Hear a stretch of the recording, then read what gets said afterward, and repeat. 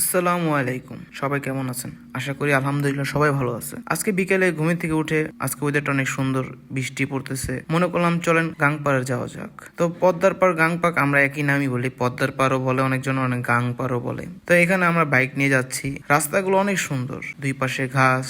আমরা সবাই একসাথে যাচ্ছি আর সামনাসামনি আমরা আইসা পড়ছি পদ্মার ঘাটে। তো পদ্মার ঘাটে আসার সময় ভাই এখানে ভিউটা অনেক সুন্দর।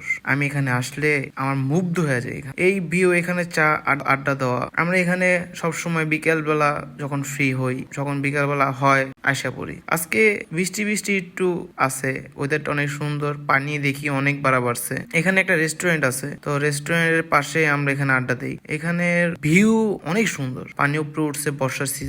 এখানে বড় বড় ইলিশ মাছ পাওয়া যায়, পদ্মার ইলিশ। এখানে আবার স্রোতটা অনেক বেশি, এখানে বোট আসে, এখান দিয়ে বোট ভাড়া করে যাওয়া যায়। এখান থেকে ওই পার হচ্ছে ফরিদপুর। তো ফরিদপুরে এখান থেকে যেতে 200 টাকা বা 300 টাকা লাগে। আড্ডা দিতে দিতে সন্ধ্যা হয়ে গেছে, কোন দিক দিয়ে সন্ধ্যা হয়ে গেছে এটাও আলাপ পালাম না। আরো পানি, আল্লাহ আল্লাহ করে জানি আর পানি না বাড়ে। পানি বাড়লে আমাদের বাড়ি ওখানে পানি পড়ে যাবে। সামনে রাস্তা আছে পানি দিয়ে ডুবা, এখানে যাওয়া যাবে না। এখানে একটু ঢাল, পানির ভিতরে গাড়ি নামে পুরা গাড়ি ডুবে যাবে। তো সামনে যাবো না, এখান থেকে আমরা ঘুরে ফেলবো। আমাদের বিকেল বেলা সন্ধ্যাবেলা বৃষ্টি বৃষ্টি ঘুরা বৃষ্টি বৃষ্টি এখানে অনেক সুন্দর লাগতেছে, ভালো লাগতেছে। আশা করি আপনারা পদ্মার পাড়ে আসবেন। আমার ভিডিওটা দেখে ভালো লাগলে like and comment and share করে দিবেন, ফলো করে দিবেন। আপনাদের জন্য এই ভিডিওগুলো বানানো হচ্ছে, তো আপনারা সাপোর্ট করবেন। আপনাদের জন্য আমি এত দূর আর এতটুকু ভিডিও করতে পারছি।